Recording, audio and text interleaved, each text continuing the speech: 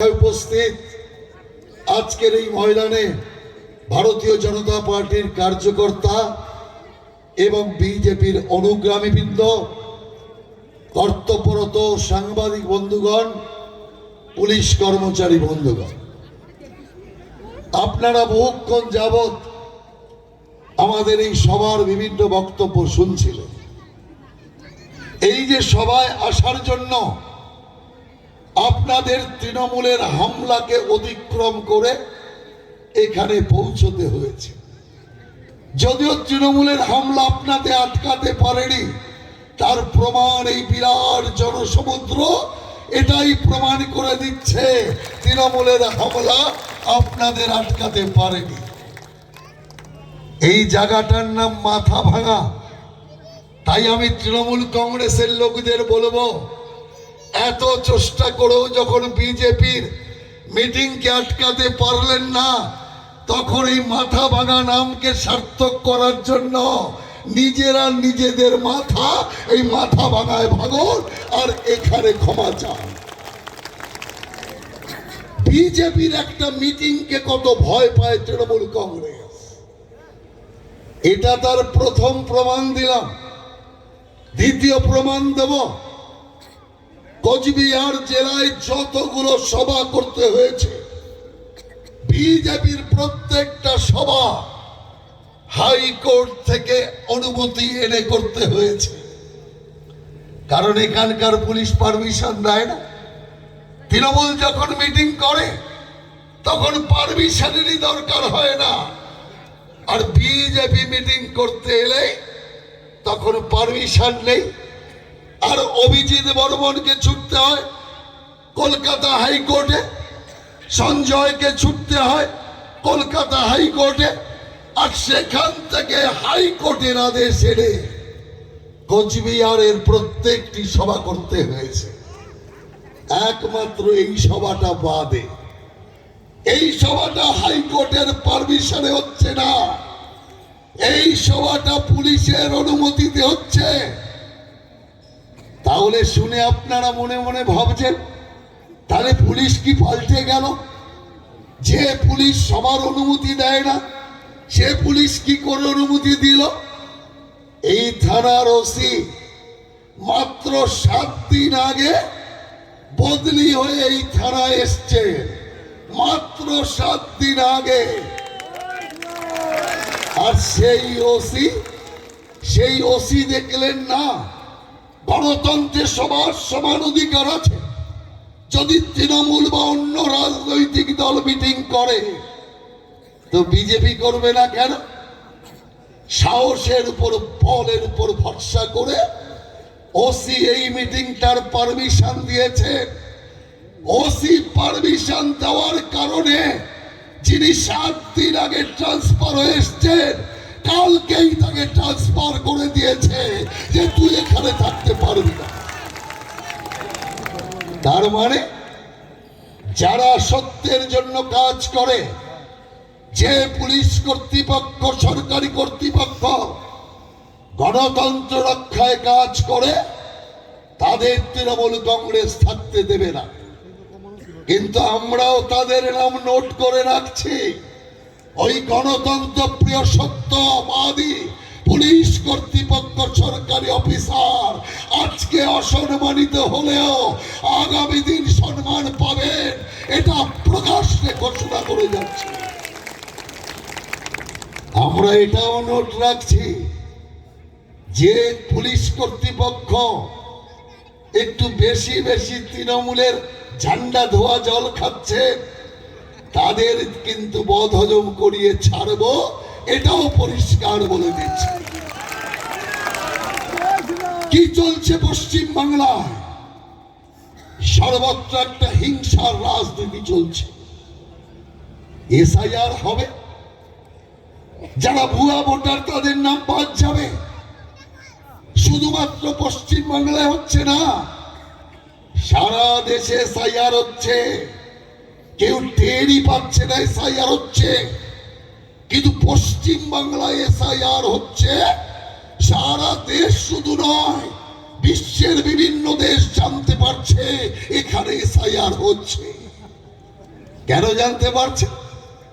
তৃণমূল অনেক কষ্ট করে বাংলাদেশ থেকে বাংলাদেশের রহিম করিমদের এখানে ডেকে এনে রেশন কার্ড করে দিয়েছে, ভোটার লিস্টে নাম তুলে দিয়েছে, আধার কার্ড করে নাগরিকত্বের ব্যবস্থা করে দিয়েছে। এখন সেই রহিম করিম, বাংলাদেশি রহিম করিমকে ইলেকশন কমিশন কান ধরে বের করে নিয়ে আসছে। তৃণমূলের তো কষ্ট হবেই, কারণ তৃণমূল কংগ্রেস চেষ্টা করছে এই পশ্চিম বাংলাটাকে পশ্চিম বাংলাদেশ বানানোর। যে কারণে বাংলাদেশ থেকে বাংলাদেশি এনে হয়নি, সেই কারণে ব্রহ্মদেশ থেকে মায়ানমার থেকে দলে দলে রোহিঙ্গা মুসলমানকে এখানে প্রবেশ করিয়ে পুরো পশ্চিম বাংলাটাকে মুসলমান শাসিত রাজ্য করতে চায়, বাংলাদেশ বানাতে চায়। কিন্তু বিজেপি থাকতে সেটা হচ্ছে না। মমতা দিদি, তুমি মুসলমান হয়েছিলে না? মুসলমান হওনি, মুসলমান সেজেছিলে। বিজেপি সেই সাজকে খুলে ছেড়েছে। আগে একটা মিটিংয়ে শুধু বলতো আল্লাহ, ইনশাআল্লাহ, ইনশাআল্লাহ, ইনশাআল্লাহ। 17 বার 18 বার এক মিটিংয়ে ইনশাআল্লাহ ইনশাআল্লাহ করত। বিজেপি আর আপনাদের ভয়ে ধীরে ধীরে আল্লাহ নাম ত্যাগ করে দেব দেবীর নাম নিতে শুরু করলো। বহুদিন ধরে দেব দেবীর তো নাম নেয় না, সেই কারণে কালী মাতা, দুর্গা মাতা বলতে বলতে বিষ্ণু মাতাই বলে ফেললেন। অনভ্যাস, সেই কারণে কোনটা মাতা কোনটা পিতা গুলিয়ে ফেলেছে। আর শুনবেন না কোনো মিটিংয়ে ইনশাআল্লাহ বলে। আল্লাহ নাম চলে গেছে, এখন জগন্নাথের নাম নেয়, এখন মহাকালের নাম নেয়, এখন দুর্গা মাতার নাম নেয়। কোন দুর্গা মাতা? যে দুর্গা মাতার আজ থেকে 6 বছর আগে এই পশ্চিম বাংলায় বিসর্জনের সময় মহরমের দিন একসাথে পড়ে গেল। সবাই চিন্তিত হলো, দুর্গা পূজার বিসর্জন আর মহরম কি করে একসাথে হবে? আমরা বললাম চিন্তার কোনো কারণই নেই। ডান দিকের রাস্তা দিয়ে হিন্দু ভাই বোনেরা মা দুর্গার বিসর্জনের যাত্রা নিয়ে যাবে, বাঁ দিকের রাস্তা দিয়ে মুসলমান ভাইয়েরা তারা মহরমের তাজিয়া নিয়ে যাবে। হিন্দু মুসলমানের এক ঐক্য পশ্চিম বাংলায় স্থাপিত হবে। কিন্তু মমতা ব্যানার্জির ভালো লাগলো না, কারণ মমতা ব্যানার্জি দেখলো হিন্দু তো মরা, ওকে লাথি মারলেও জাগে না। সেই কারণে মমতা ব্যানার্জি বলল না, দুর্গা মা প্যান্ডেলে বন্দি থাকবে, ভাষণ বন্ধ। মহরম আজকে হবে, বিসর্জন কালকে হবে। দুর্গা মা প্যান্ডেলে রয়েছে, আর তার চোখের সামনে দিয়ে মহরমের তাজিয়া যাচ্ছে, ঢোল ঢাক বাজিয়ে মহরম যাচ্ছে। দুর্গা মা কার্তিক গণেশকে জিজ্ঞাসা করেছিল, দেখ বাবা কার্তিক গণেশ, তোরা একটু বেরিয়ে খোঁজ খবর নিয়ে আয়, আমরা ভুল করে পশ্চিম বাংলার বদলে বাংলাদেশে চলে আসিনি তো? কার্তিক গণেশ বলল, না মা, না মা, আমরা ভুল করিনি, আমরা বাংলাদেশে আসিনি, আমরা পশ্চিম বাংলাতেই এসেছি। দুর্গা মা তখন বলে, মুসলমান দলে দলে একজন হিন্দু যুবককে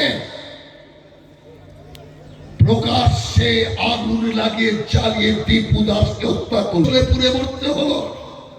ঠিক তার কয়েক মাস আগে পশ্চিম বাংলার মুর্শিদাবাদে হরদ হরগোবিন্দ দাস আর তার পুত্র চন্দন দাসকে কুপিয়ে কুপিয়ে হত্যা করা হলো, প্রকাশ্যে হত্যা হলো। কি দোষ দীপু দাস, কি দোষ হরগোবিন্দ আর চন্দন দাসে? বাপ ছেলের দোষ একটাই, ওরা হিন্দু ছিল। বাংলাদেশে চলে পুরে মরতে হয় হিন্দুর জন্য, পশ্চিম বাংলায় কোপ খেতে খেতে মরতে হয়। বাংলাদেশে দুর্গা পূজার বিসর্জন হয় না, এখানে দুর্গা পূজার বিসর্জন মহরমে আটকে যায়। বাংলাদেশে বজরংবলীর মুন্ডু কেটে দেওয়া হয়, পশ্চিম বাংলায় কালী মাতার মুন্ডুচ্ছেদন করা হয়। আলাদা কিছু দেখছেন? যা চলছে বাংলাদেশে তাই চলছে এখানে। তার কারণ একটাই, বাংলাদেশে চলছে মোহাম্মদ ইউনূসের সরকার, আর এখানে চলছে মোহাম্মদ ইউনূসের বোনের সরকার। সেই কারণে বাংলাদেশ আর পশ্চিম বাংলার মধ্যে কোনো তফাৎ নেই। অদ্ভুত অবস্থা, বাংলাদেশে কেউ রাম নাম করতে পারবে না, পশ্চিম বাংলায় ওইখানে জয় শ্রীরাম বলা যাবে না। আপনাদের স্মরণ করে ব্যারাকপুর দিয়ে কে বলল রাম, কে বলল জয় শ্রীরাম? আর যারা বলেছে তারা চুপ মেরে গেল, খুঁজে পেল না কে রাম নাম বলেছে। তখন আবার গাড়ি থেকে উঠতে যাচ্ছে, আবার ওখান থেকে বলছে জয় শ্রীরাম, আবার নেমেছে তারা। আমার পাড়ায় অনেক সময় দুষ্টু ছেলেরা কোনো পাগলকে খেপায়, পাগল টেনে টেনে যায়, আবার টেনে টেনে আসে। সেই দৃশ্য কিনা বলুন, সেই দৃশ্য রাম নামে এমন পাগল হয়ে যায়, এমন দেখেছেন আপনি? আরো দেখেননি? এই যে মাত্র 3 দিন আগে নরেন্দ্র মোদী বন্দে ভারত স্লিপার ট্রেনের উদ্বোধন করলো। তার আগে বন্দে ভারত ট্রেনের উদ্বোধন হাওড়া স্টেশনে। আমরা সবাই আছি, হাজার হাজার লোক আছে, উনিও এলেন তার মধ্যে। আমরা সবাই বসে আছি, হাজার লোকের মধ্যে থেকে 4-5 জন লোক উৎসাহ ভরে বলে ফেলেছে জয় শ্রীরাম। যেই মাত্র জয় শ্রীরাম বলা, রাম নামকে বলল, রাম নাম যেখানে, আমি থাকবো না সেখানে, আমি এখনই চলে যাব।